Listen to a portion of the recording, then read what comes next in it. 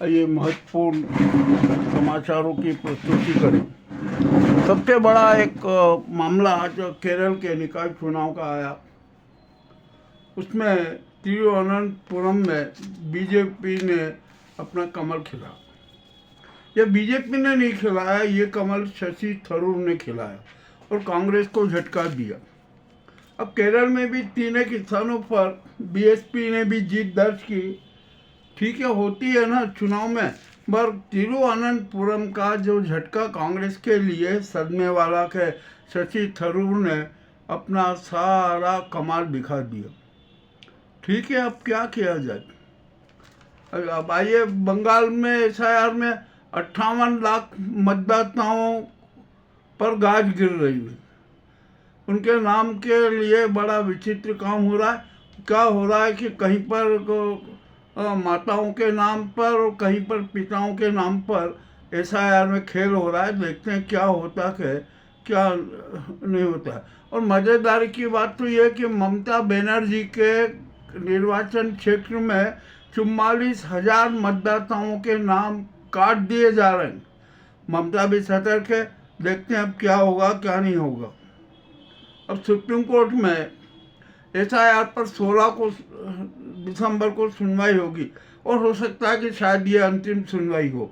मामला बड़ा विचित्र है। जो भी है ना, अब क्या नाटक होगा क्या नहीं होगा, क्या निर्णय आएगा, ये देखते हैं कि क्या आएगा क्या नहीं आएगा। अब यहाँ पर सवाल बड़ा आता है,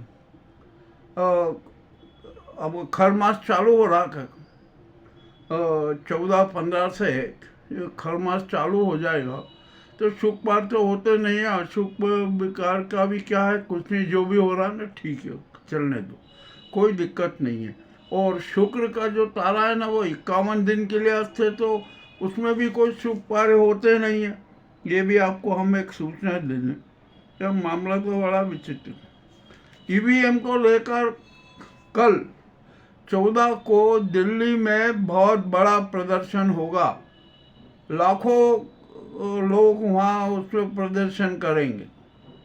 यह और प्रदर्शन का मुख्य मुद्दा, उसका नाम ही दिया गया कि वोट चोर गद्दी छोड़।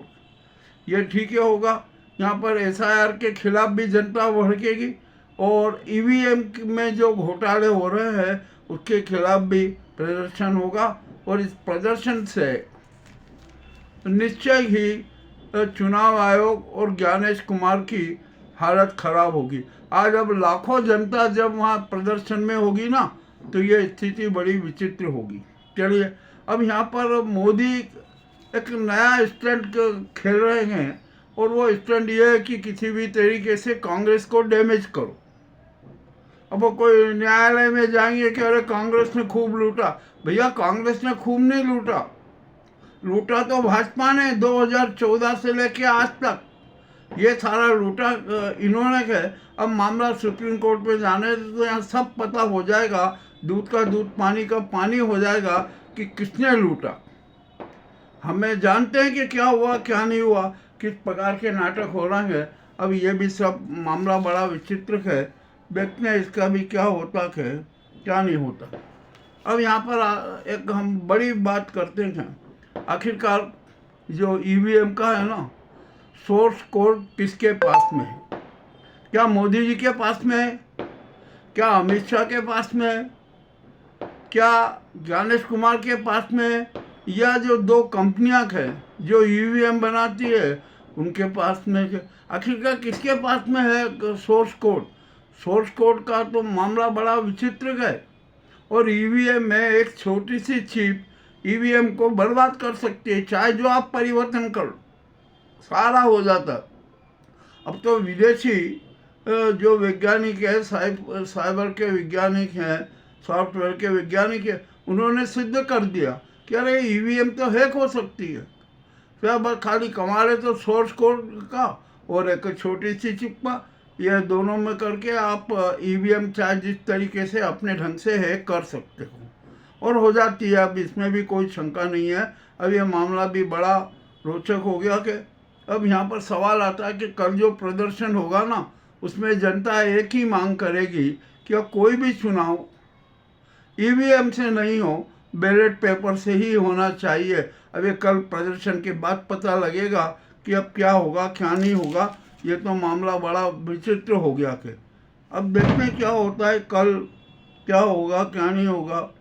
अब सवाल ये आया कि हर प्रदेश में वोट चोरी हो रही है, फर्जी वोटर्स की बहुत संख्या। तो क्या इतने समय से चुनाव आयोग सोया रहा क्या? ये भी मामला बड़ा पेचीदा है। अभी जैसी सूचना आई है कि उत्तर प्रदेश में 3 करोड़ मतदाताओं पर गाज गिरने वाली है। अरे भैया, तो इतने साल से आप कहाँ चुपचाप थे? 2024 के चुनाव में आपने देख लिया ना, तो उस समय फर्जी वोटर्स कहाँ हैं, कहाँ गए? अब ये सब मामला बड़ा विचित्र है। क्या अब ये 3 करोड़ के 3 करोड़ ही लोग उत्तर प्रदेश से बाहर हो जाएंगे, भाग जाएंगे? ये सब परिकल्पनाएं हैं। मामला बड़ा विचित्र है। सच तो सामने आना चाहिए, परंतु वो आएगा या नहीं ये अभी कोई कहने की बात नहीं है, किसी को भी दम नहीं है। अब आप क्या बताएं, यहाँ पर मामला बड़ा विचित्र होते जा रहा है। इस देश की हालत बड़ी नाजुक होती जा रही है। ये राजनीति और धन के फंडे और गुंडे हैं ना, देश को तबाह करके रख देंगे, इसमें भी कोई शंका नहीं है।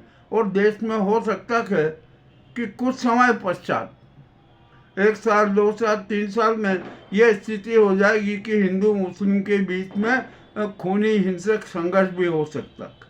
ये भी एक बात, कोई परिकल्पना नहीं है, इसका माहौल बनाया जा रहा है। अब ये इसका माहौल जो बना रहा है ना, ये बड़ी विचित्र बात है। और इसके लिए ये भाजपा है, जो उनके सहयोगी हैं और जो धर्म के पंडे गुंडे हैं ना, यही प्रयास रहते हैं। अब आप आइए, एक बड़ी विचित्र बात है। 13 दिसंबर को मुंबई हमला हुआ था, उसमें लोग हमारे जाबाज शहीद हो गए थे।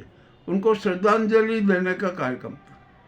तो श्रद्धांजलि में दी, मोदी जी ने जूते पहन के श्रद्धांजलि दे दी। जब राहुल गांधी श्रद्धांजलि गए तो उन्होंने चप्पल उतारी और जिस प्रकार से सांस्कृतिक ढंग से श्रद्धांजलि दी जाती है वो दी गई। पूरा सब कुछ हुआ। अब इसके लिए तो क्या कह सकते हैं, ये तो अपना अपना सोच है, अपना अपना संस्कार है। जो जिसकी समझ में आए वो वैसा करे। अब आज CBI ने बयान दिया कि मैं किसी से डरता नहीं, किसी के दबाव में नहीं आता, जो संविधान की बात होगी वही करूँगा। अरे ये बयान देने की जरूरत ही नहीं है। आप तो संवैधानिक रूप से काम करते जाइए, बस खत। किसी का दबाव मत स्वीकार कीजिए, चाहे कोई भी हो, प्रधानमंत्री हो, अमित शाह हो, राहुल गांधी हो, कोई भी हो। आप बिना दबाव के अपना सच्चा न्याय जनता को दीजिए, राष्ट्र को दीजिए। ये कहना था। मगर अब आपने जो भी कहा है ना, अब क्या कह सकते हैं कि उसमें क्या बात आएगी क्या नहीं होगा, ये तो सब सच जनता के सामने आ ही जाएगा। अब बिहार और उत्तर प्रदेश में बड़े राजनीतिक कशमकश चले, रस्साकशी चल रही है। अब क्या होगा क्या नहीं होगा इसके बारे में हम अभी कुछ भी नहीं कह सकते। और अब संजय जोशी की ताजपोशी होना तय है कि यह कोई रोक नहीं सकता, ये भी बहुत स्पष्ट हो चुका है। अब क्या किया जाए कि ये आखिरकार बीजेपी को राष्ट्रीय अध्यक्ष कब मिलेगा। अब हमारे यहाँ पर संसद जो है ना, बहुत प्रजातंत्र का मंदिर है, जनता की उसमें आस्था है। किंतु अब तो यहाँ पर संसद को भी मजाक बना दिया गया। संसद का महत्व समाप्त किया जा रहा है। तो क्या आप चाहते क्या हो? क्या ये संसद समाप्त हो जाए, संविधान समाप्त हो जाए? आखिरकार नाटक क्या है? ये ऐसे घिनौने खेल क्यों हो रहे हैं, इसका भी एक जवाब देना पड़ेगा। मामला तो बहुत ही विचित्र बात। अब यहाँ पर सुप्रीम कोर्ट ने इस मोदी सरकार के पीछे, डबल इंजन की सरकार के पीछे CBI लगा दी। CBI ने 47 स्थानों पर छापे लगा।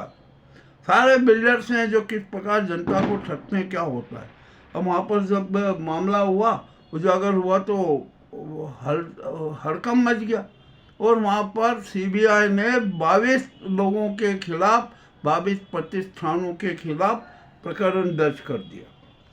होना चाहिए ना, निश्चित होना चाहिए, कोई भी हो, अपराधी कोई भी हो, उसके खिलाफ प्रकरण दर्ज तो होना ही चाहिए। अब क्या कर सकते हैं, क्या कह सकते हैं, ये तो अब कुछ मामला बड़ा विचित्र ही है। और अभी एक समाचार आया था कि लाखों ईवीएम मशीन गायब हो गई। अरे भैया, कहाँ चली गई? कौन ले गया मशीनें? कहाँ गई? तो कितनी मशीनें बनाई गई थी, कितनी मशीनें चुनाव आयोग ने खरीदी, कितनी, क्या हुआ? वो एक मैं पुरानी बात याद दिला दूं कि चुनाव आयोग को जितनी मशीनें ईवीएम की चाहिए थी ना, उतनी मशीनें उपलब्ध नहीं थी। तो उसने जो ईवीएम कंपनी जो है, किसी से या अन्य जो लोग हैं, उनसे कॉन्ट्रैक्ट पे ईवीएम मशीनें ली थी। तो उनका सोर्स कोड किसके पास में होगा? ये भी एक मामला बड़ा सोच का है। याद करें, चुनाव आयोग अपना बयान देखे कि उसने किस प्रकार का बयान और कब और कैसे दिया था। मीडिया को भी इस मामले में जांच करना चाहिए कि आखिरकार ये बयान कब आया था और कितनी ईवीएम मशीनें बाहरी लोगों से कॉन्ट्रैक्ट पे ली गई थी और उनका सोर्स कोड किसके पास में था। ये बात भी जरूरी देखना है। अब यहाँ पर अब विश्व शांति में भी बड़ा नाटक हो रहा है। वेनेजुएला पर अमेरिका आक्रमण कर रहा, रूस वेनेजुएला के पक्ष में खड़ा हो गया। अब क्या कह सकते हैं। अब यहाँ पर कंबोडिया और थाईलैंड में भी युद्ध चल रहा, लड़ाई चल रही है, आखिरकार कौन होगा। और अब तो प्रकृति भी रुष्ट है। जापान में भूकंप पे भूकंप आ रहे हैं। हमारे दक्षिण एशिया में तो भूकंप की संभावनाओं की झड़ी लगी हुई है कि कब कहाँ पर किसी भी समय किसी भी तीव्रता का भूकंप आ सकता है। तो ये प्रकृति है ना, हमसे नाराज हो रही है। और इसका प्रमुख कारण ये है कि हमने पर्यावरण के संरक्षण की बजाय उसके विनाश पर अधिक ध्यान दिया। हमने चाहे जो अपने मनमाने ढंग से, अपने जिस ढंग से हम काम करना चाहते थे ना, वो हमने किए। प्रकृति के साथ खूब छेड़छाड़ की, प्रकृति हमें सजा दे रही। अभी मध्य प्रदेश में एक बहुत बड़ा मामला आया, सिंगरौली है, सिंगरौली जिला है। वहाँ पर निर्माण कार्य चल रहे थे, वो कुछ चल रहे थे, तो वहाँ पर हरे भरे वृक्ष काटे गए। गवर्नमेंट के हिसाब से वहाँ पर 30,000 वृक्ष काटने का बयान आया, किंतु वहाँ के जो सोशल एक्टिविस्ट हैं, समाज सेवी हैं, जो पर्यावरण रक्षक हैं, उन्होंने कहा कि नहीं, 30,000 नहीं, 3 लाख हरे भरे वृक्ष काट दिए गए। ये मामला बड़ा विचित्र है। अरे आप सब जगह आप हरे भरे वृक्ष काट दोगे, हरे मोटों की हो जाएगी, हरे भरे वृक्षों की हत्या कर दोगे, तो आखिरकार शुद्ध हवा कहाँ से मिलेगी? वर्षा कैसे होगी? हम जो मामला तो बड़ा विचित्र हो गया कि यहाँ पर बस सिटी जैसे थी, बड़ा हरे भरे वृक्ष काट दो। अब जो हमारे भारत में जंगल क्षेत्र की भी कमी होती जा रही है, तो आखिरकार ये क्या होगा? क्या पर्यावरण पर हम कुछ कर सकेंगे क्या? ये मामला भी बड़ा विचित्र है। अब क्या कर सकते हैं। यहाँ पर तो इस देश में है ना, राष्ट्रवादी नीति की तो कोई बात ही नहीं करता, राष्ट्रवाद की कोई बात नहीं करता। सब यहाँ पर अपने अपने स्वार्थों के हिसाब से बयानबाजी करते हैं, वक्तव्य देते हैं और अपने नीतियाँ बनाते हैं। अब मामला तो बहुत ही ज़रा विचित्र हो गया है। और आज एक वैष्णव पंथ के मंदिरों में श्री विठलनाथ जी, श्री